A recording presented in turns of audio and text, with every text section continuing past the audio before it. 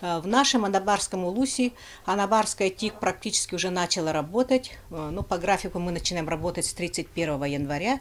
Но так как я уже успела съездить на семинар в город Якутск, да, и в улусе у нас избиратель на 1 января 2018 года 2091 избиратель.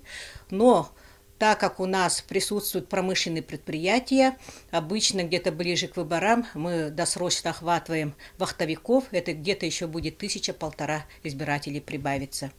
Так, в Улусе у нас 4 избирательных участка, 3 участка в Улусном центре Соскалах и 1 участок в Верунхае.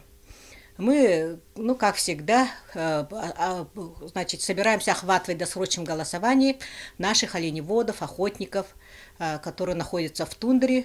Досрочное голосование начинается за 20 дней, поэтому после уже 24 февраля, в конце февраля, начале марта, когда уже потеплеет, мы на буранах будем объезжать стада и, значит, охотничьи участки.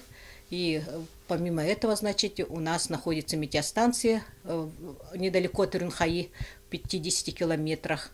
Там тоже работают 5 работников метеостанции. Так, ну, подготовка полным ходом идет. Вот в эти дни мы сейчас вывешиваем информационные стенды, которые нам, значит, выдали в Центре избиркоме.